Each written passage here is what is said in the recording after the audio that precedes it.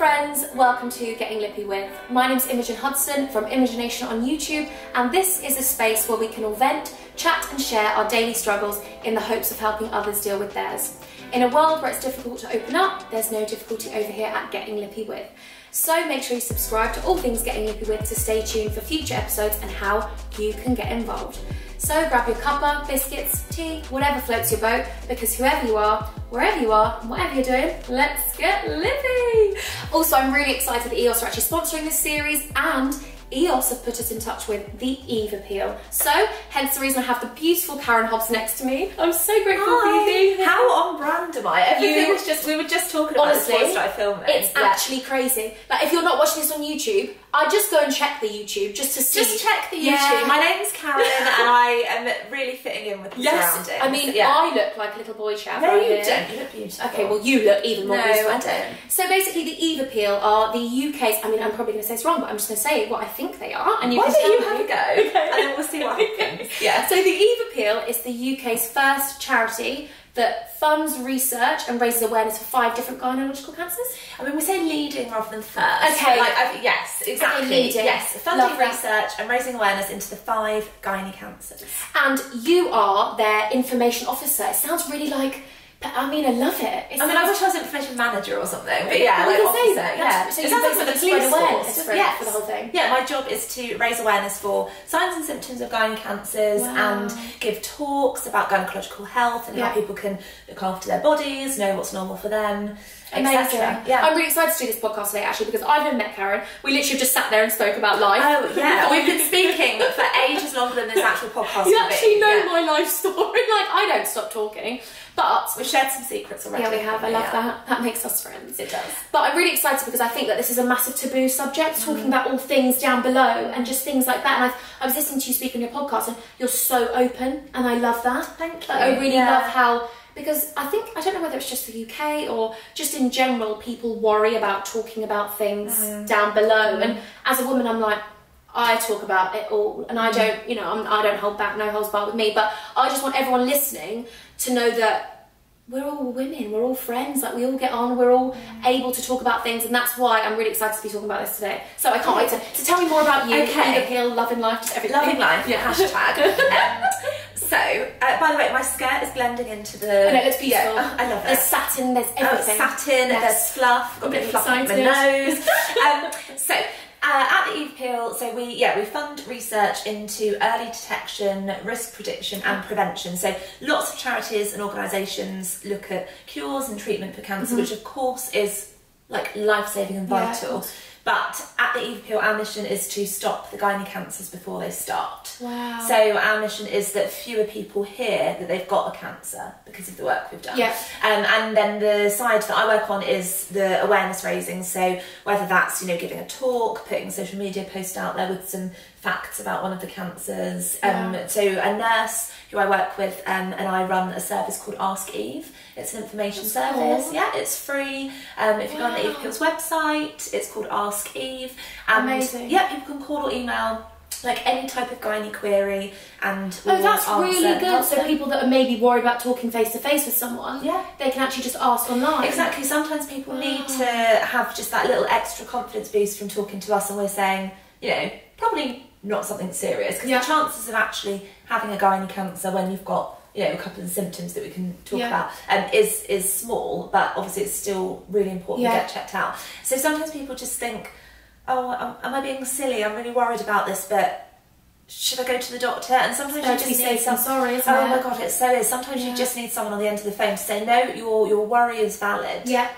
I think that's so important. Some people don't grow up in families where things are spoken about, and there is this kind of, I'm nervous, what if they tell me the worst? But I am very much like, I would rather know the worst earlier on than know it further down the line and it'd be difficult. The sooner you find out something, the sooner you can get sorted. But there are so many reasons why people aren't going for their cervical screening appointments. Because you said something. I think you said something like it's an all-time low or something. Yeah. So in November it was released that cervical screening or smear tests, but we're trying to call them cervical screening because they're not. Nothing is smeared. Essentially, we're trying to use proper language. Yeah. It's at a 21-year low. Wow. Yeah. That's really sad. It's really sad, and there are so many reasons why people aren't attending. You know, it might be cultural and religious barriers, like, you know, learning disability, you can't actually understand the letter, or, you know, people don't think, you know, some people who are gay are told that because they only sleep with women they don't need to go. Really? There are so many reasons why people aren't attending, but also I think it's really important to mention, like, it's not always the patient or the person's fault. Like, the government cuts are awful, and services that offer smear tests, cervical screening appointments are being reduced. So if you phone up, people come to us and they're like, I'm trying to get an appointment, and they say, oh, that's worrying. Yeah, isn't it horrible? So that actually scares me. So we're here going, you know, whatever the reason is that you're not attending, please just book, you know, hashtag go for your appointment. But actually, there are people that aren't. Exactly, there are people desperately trying to get an appointment, and it's a 3-week wait. All the appointments are gone. Oh, we'll open it up next Wednesday. Blah blah. What if you work 9 to 5? And what if you what if you have children that need looking after, or a job that isn't flexible? I did not know that at all. So I mean, lots of the time it is because people aren't going for the reasons. You know, some of the reasons are just listed, but sometimes it is because they're trying and can't. So there's kind of blockages in the system. And how did you get to work with Eve Appeal? How did that come about? How long have you worked with them? So I've worked with them for about 2.5 years. Wow. I love my job. I'll say that straight to camera. Me too! Yay! It's days like this where I really love my job. Yeah. I love recording. They're like, Karen, do you want to come and do this? I'm like, oh, fine, okay, I have to. I'm exhausted. I'm exhausted being fabulous. I'm exhausted. Tea is really taking it out of me. So I have just turned 29, and just before I was 25, I was bleeding a little bit in between periods. So no more than like a bloody discharge, and then quite a lot after sex. And I wasn't in any pain, and I didn't know what it was. I backed to my pill packet a bit when I've been on holiday. I thought maybe it's a bit of a breakthrough bleed, which again isn't uncommon, so don't panic if you think, oh God, I backed back my pill and I'm bleeding. And I went onto Google, and the top results were either something like an STI or cervical cancer. Because Google loves to tell you that, Google loves the horror stories. Yeah. I mean, I've got a headache, you're dying. Yeah, exactly. If you put anything into Google, you will plan a funeral at the end of that search, like you're dying. But in my case, it saved my life because I didn't think cancer was on the radar. I was 24. Do you know what I mean? But it was cervical. I had cervical cancer, so I got diagnosed with it. My God, my eyes are watering even hearing that, because you know, like, I've never met a survivor of cancer. I've only ever watched things on TV, and actually being here, oh my God, my God, I need a cuddle. Oh my God, I'm not crying like for me, no, it's okay. It's just amazing that you're so like open and like, wow, like you're here. That's actually amazing.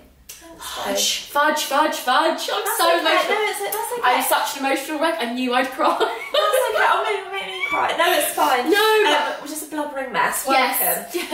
So I was diagnosed. I went for some tests, and it was supposed to not obviously be cancer because 24, and and I really want to stress when people watch this, like, if you have bleeding in between periods after sex, which is a symptom of cervical cancer, the chances of it being cervical cancer are so slim. So low. So it is rare. But you'd rather get checked, just to know. But rather get checked just to know. And it is rare to even happen, you know, to people under 25. So don't everyone freak out when you watch this. But for me, it was cancer. It was really horrible. And it was really scary. And then I started talking about it. And they told you, was it like, you were just sat there and it was just... And I'll start crying. I can't explain the feeling when someone says... You've got cancer. Like, what? And what? Yeah. And 24. It was... I've never in one, like, second felt more fragile but also more invincible, because you kind of think, right, if I've got cancer, like, bring it on. I mean, what else? What's the worst that can happen now if I've survived cancer? But also you think...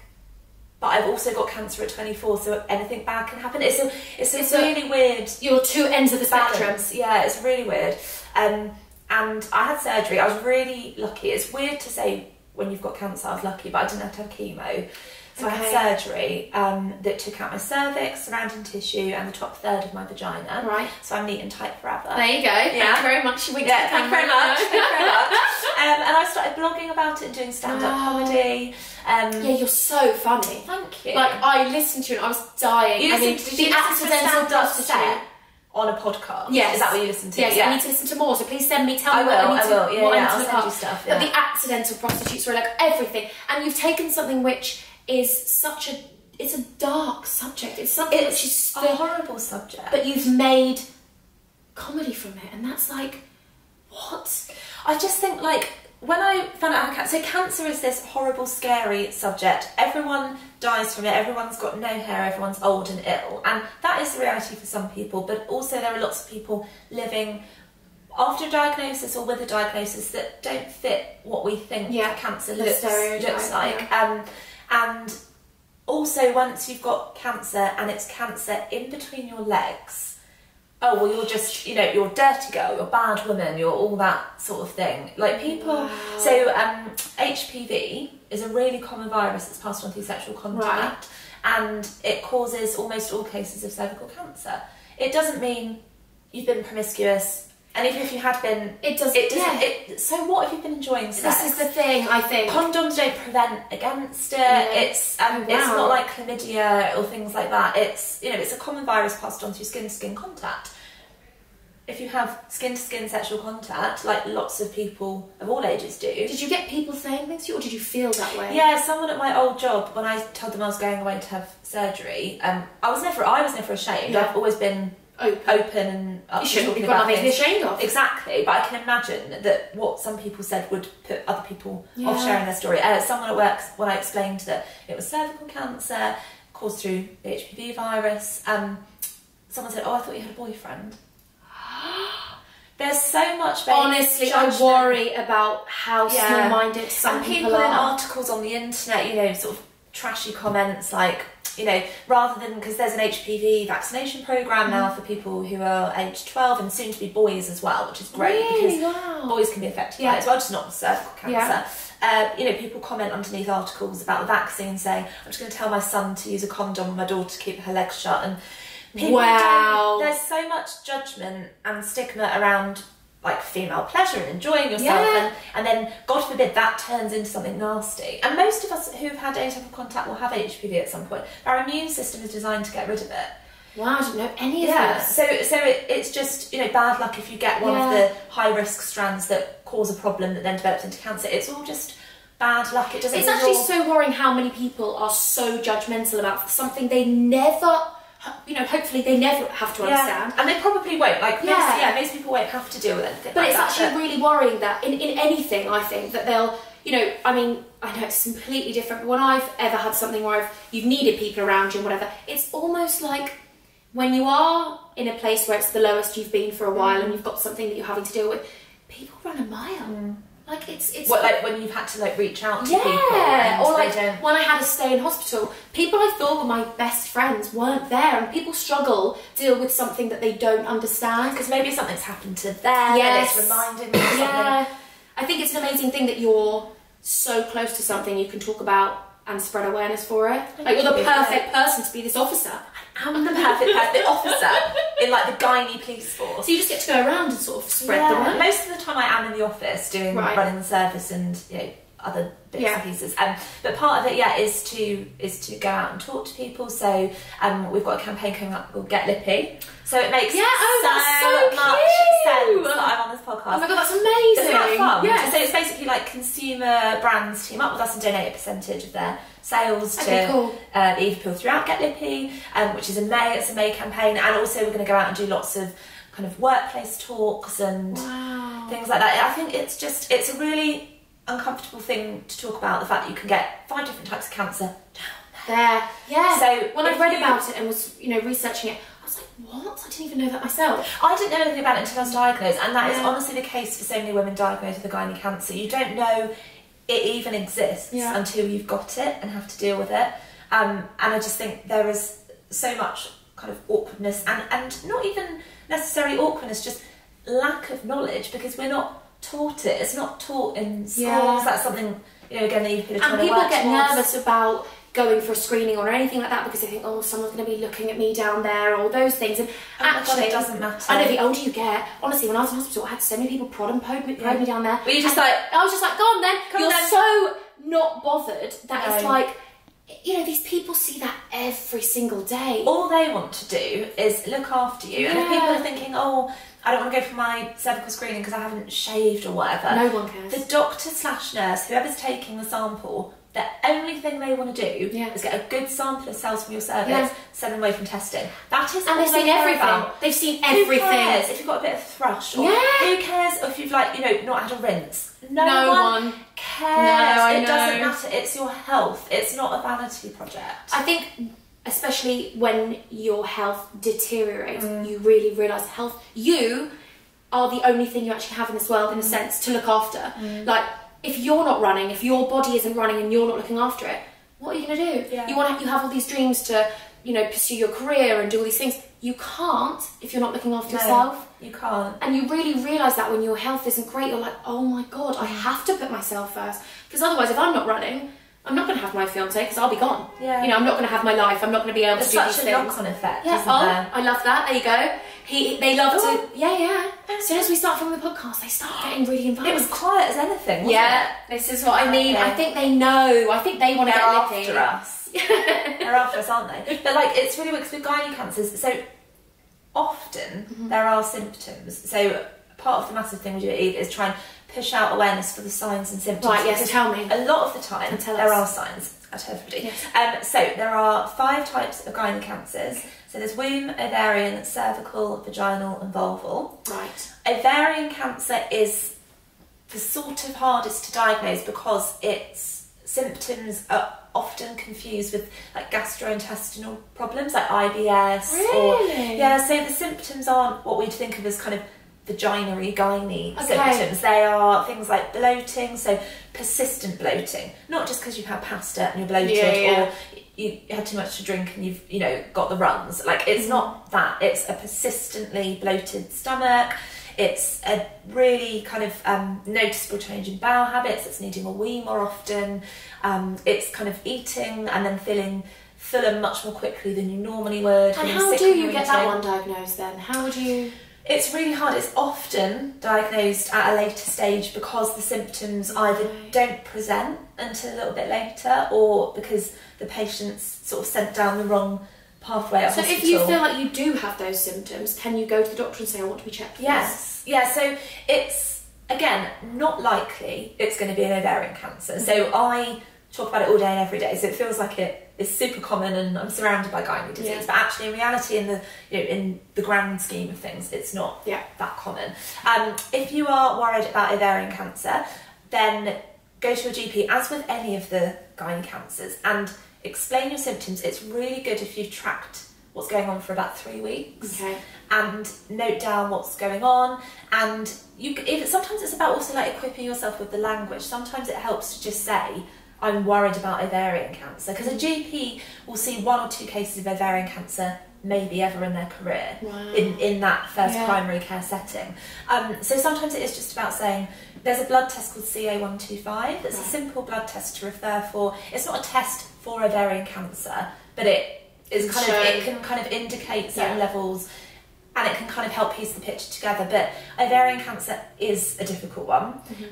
For womb, cervical and vaginal, abnormal bleeding, like I was talking about, so bleeding in between periods after sex. If you've gone through the menopause, bleeding after the menopause, kind of bloody discharge. For vaginal cancer, sort of perhaps a discharge that kind of smells quite badly. Like, we all have discharge. You have discharge. Everyone does, How many have you got discharge? Yeah, we love it. Everyone does. I'm sorry. Of course. I mean, it's one of those things. Gross to talk about. But it's everyone has it. Everyone's got it. I've always been that person that's so open, and some people aren't open, and that's fair for Of course, and I'm not saying watch this and then suddenly act like we do and have the most open, honest conversation with the next person you. But I do think it's helpful for people to see other people are open, because it helps them to think, maybe I could be a bit more open. And if anyone is listening to this and they probably feel like, oh, I don't think it's something I would ever talk about or ever say, just know that you don't have to physically verbalise it and say it, but it's okay to go and get something checked. Yeah. Because you are normal. Yeah. Everyone else has it. Exactly. So you don't have to like suddenly start filming yourself talking about discharge, but it might make you think,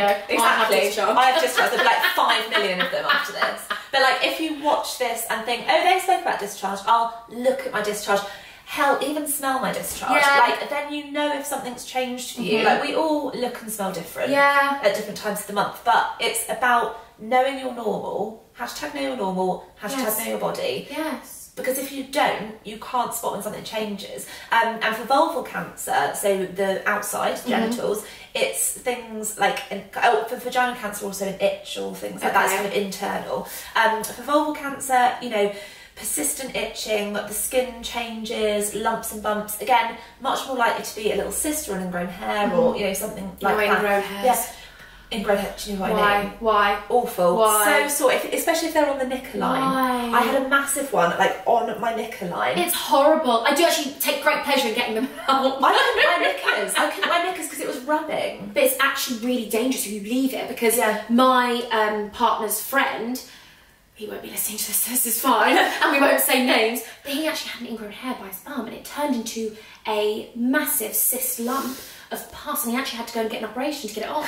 Like, he actually had to stay in hospital. It was really bad. I know, no names need to be mentioned. Was he plucking his bum hole? You can't believe it, but obviously it just became an ingrown hair because men are hairy back there, Yeah, aren't they? are. They really are. And I think it's obviously a bit more traumatic for them. But, you know, it's something... Listen, I actually am so glad that you've come here and we're really talking openly, because I just think that if I can, or you can, help people become more open and get rid of the stigma of talking about things that are normal. Like, honestly, if young girls are listening to this and they don't have that relationship with their parents, that they can open and be talking. And not everyone's lucky enough to have someone they can have that with. And sometimes even if they do, like, I remember when I was younger, I was like 13, 14, my friends used to be like, oh my God, you're so lucky, your mum's so open. I used to be like, oh, I can't talk to my mum. At the time, I bet you were like, this is ridiculous. It's hell. Yeah. And all my friends, like, when they lost their virginity, they'd go to my mum about it, and they'd like speak to my mum. She like some sort of brothel. Yeah, I'm like, Mum, why are we talking about this? And I used to think I can't ever talk about things like that. And now I'm older, I think I took it for granted. I'm so grateful I have that, but not everyone does. And I just think if we can get more open, talking to people like the Ask Eve, you know, the online thing, and or just talking to a friend, or listening to this podcast and thinking, I can be open with Imogen. Like, message me. I love that. Like, you know, it's such a stigma attached to like health down there or whatever, but we're all in it together. We should all just be like... We all have problems, we all have lumps and bumps. Like, people don't, like, spread their legs and get a mirror and have a look. Yeah. Like, you have to... Sorry, no, you have to touch yourself. Yeah, like, if there's no lump or bump and stuff, you're not gonna you're not gonna know to go and get it checked out. So, like, that's what the Get Lippy campaign is about. It's about literally the consumer part of it is get a product, donate to the Eve Appeal. The other half is literally get Lippy, talk about it. Talk about it, shout about it. Raising awareness for things that, you know, we don't talk about enough. We don't. And I think that's so important, because if you could track something early on, and, you know, we're not saying that everyone's going to have something. I don't want everyone to be worried about it, but I just hope that people can understand it more. Yeah. And that they can... And don't be afraid to ask, communicate with a GP. Look up stuff on the internet that's safe to look at, like our website and things like that. Do you recommend people, instead of, if they're worried about going to their GP because maybe their family goes to their GP, can you go to sexual health clinics and this can all check out, or not? So some sexual health services, for example, do cervical screening. Some don't. There have been lots of cuts at the moment, as we were saying. So lots of sexual health centres will be able to check out your vulva if you're worried about a lump or something. But services are, whilst the appointments seem to be a bit more accessible, the sort of, not expertise, because sexual health staff are amazing. But the nurses are the top dogs. But at a GP, they will be able to, for example, if you do need to go to a gynaecologist at a hospital, at your GP practice, they'll be able to refer you quicker. So obviously a sexual health centre, if they've got a service available. And it wasn't actually my GP that did my screening. It was a nurse I'd never met before. And it doesn't have to literally be your GP. It could be at the GP practice. I booked in with the GP practice, but actually was a nurse that obviously does that within the practice. And she was absolutely an angel. And every nurse I've ever come across is so soft-natured and wonderful, and they make you feel like you're just at home. The majority are wonderful. So, like with the sexual health thing, perhaps call and say, you know, is this the type of thing you can help me with? So, because I don't know, but at a GP practice, yes. But I do appreciate it's harder to get appointments. Like, there are so many obstacles. Yeah, and also you have to know that if you're not comfortable with that specific nurse, which I hope that's not the case, but you can just walk out of there and say, I don't want to be with that nurse, and you can, I know it might take longer, but you can rearrange your appointment. Yeah, if you don't feel comfortable with someone, you don't have to be seen by them, you can take someone in with you, give a bit of support. There are sort of ways to manage nervousness and things like that, Yeah, if you've got a friend that you're comfortable going with, or a partner, or your mum, if you're close with her, you know, take someone with you. You can take support, or an auntie, or a person. You know, my grandma probably would come. Probably for a little look. Yeah. My grandma's open as well. My whole family are. Is it hereditary? I think it is. It is. It really is. I'm just so open. But my little brother, he lives with my mum the majority and sees my dad as well. But he's really open as well about things. Like, my little brother's so open. I'm just like, it must be being around my mum. And my dad's very open, to be fair. That's my family. But, you know, I am lucky in that. But it doesn't mean that you can't go and still It doesn't mean that people that aren't like you can't go to the doctors and talk about something or... Yeah, exactly. Like, I talk so openly. Yeah. Like, when I'm on my channel and I do my YouTube videos, I'm like, I'm on my period. I'll tell the world. Yeah. Like, because I think that it's good to tell people that I am, you know, just because I do YouTube and that's my job, doesn't mean I'm not normal. I still get bloated before my period. I still get hormonal before my period, and that's something I want everyone to know. Period diarrhea? I don't. I wish I did. Oh my god! I wish I did. I get period diarrhea. But honestly, that's good. You like feel less bloated, no? Before. Yeah, it flies out. Wow. I'm very jealous. Yeah. I'm very jealous of that because I don't get that. I get blocked up. But the week before my period, I'm horrific. I'm bloated, all my jeans are totally blah blah etc. Come my period and I'm like, everything just flattens. Yes, the body's a weird old vessel. Yes, it is. It really is. It really is. I went to the doctors because my mum has a lot of hormone. She has we have a lot of cysts in my family from my mum. She had cysts on her ovary. Actually, and got an ovary removed. But I've had to be checked because my hormone levels. She has a high level of testosterone, and she's given that to me. Thank you, Mum. Love you. I love her to pieces. I'm grateful for her teeth, her smile, all these things. I don't even think teeth are they? Yeah, my smile is my mum. But is a smile hereditary? Well, I smile the exact same. Okay. We've got the exact same mouth area. And I'm grateful for all those things. But Mum, I love you. Hate the hormones. Yeah. I actually, before my period, I'm going to be really open now. I always talk about this. I get lumps in my breasts. Really painful, horrific lumps. Like shooting pains. They'll double size, but it's not even like but it's not even like I can make most of it because I can't. They're so painful to walk, and I actually have to. I've been to the doctors a lot of times about it because obviously as a young girl growing up I was so worried about it, and my mum said to me I had it all through my 20s, and I'm like, thanks Mum, I love you, but I've had to go to the doctors about it just to, you know, be precautious, and they've showed me how to check for lumps and stuff, and they've just said it's cysty fibroidy lumps that are just due to hormone, and people get those, but you know, but at least you're going to find out that they are just and how to check your own how to check your own breast, because that's something that as a woman we worry about. You know, you feel something and you're like, oh my goodness, but you should just go to the doctors and just be safe. If in doubt, get it checked out. And if they turn around and say you're a hypochondriac, you keep coming, Imogen, I'm going to be like, that's fine, at least I'm safe. Yeah. You know? But also most doctors would rather say there's nothing the matter. And it's free. They want you to be safe. It's free. Yeah. Our NHS is amazing and we should love it forever because we're lucky enough to have that in the UK, that we can go and we can say, listen, I'm worried about this. And they'll probably go, 9 times out of 10, you're fine. You're absolutely fine. But sometimes they'll need to refer and they'll need to take something quite serious. And I just think, aren't we lucky to have that? We should make the most of it. There are enough people in this world that do, unfortunately, exploit things that are free. Go and do it yourself. Go and exploit the system. Just look after, go to the doctors if you're worried about something. 100%. Oh, thank you. This has been amazing. We just rattled through. Yeah, I loved it. Thanks for even coming. Like, honestly, you made me cry, laugh. I've just loved this. It's a roller coaster. Yeah, Karen. it is. Yeah. Okay, so cute. I absolutely love this episode of Getting Lippy With, and I'm so grateful for you, Karen, coming and speaking. Please, please, please make sure that you go and follow the Eve Appeal on social media. So on Instagram, it's Eve Appeal. Yeah, at Eve Appeal. Instagram and Twitter, yeah. Wonderful. And then also go and follow Karen. So that's Karen_Hobbs on Instagram and Twitter. Yes, both. Perfect. Yeah, I'm consistent. So if you've got any questions, definitely go on to the Eve Appeal's website. We'll leave it all linked in the description down below so you can go and ask Eve anything you want. And also #GetLippyWith because they've got their own open in May, which is now very exciting. We're actually not filming this in May, but it doesn't matter. This is going live in May. Yeah. But they have obviously their campaign, so make sure you go and follow all things Getting Lippy and Get Lippy with. Hashtag Get Lippy. Yay! Thank you. And also, I really hope this has helped anyone, kind of, even if it's helped one person feel like they can be a bit more open, then I'll feel like this was worth it. Then we've done our job. Yeah, exactly. 100%. So just be open and just be at one with your body, because it's yours. You live your life for you, no one else. You're not looking after anyone else's body except yourself. So please definitely look after yourself, because I love you all so much. I feel so grateful to have you in my life, so I need you in my life. So please definitely just look after yourself. So make sure you follow at Getting Lippy with as well on all social media, and stay tuned for the next episode so you can find out how you can send in your questions and we'll answer your questions. Make sure you follow us on Instagram. Make sure you subscribe on your app of choice. iTunes, is it iTunes? Apple, yeah. Spotify, and also you can watch us on YouTube at Getting Lippy with. Make sure you leave us a review, because apparently, you know, reviews really help you boost your little podcast up there.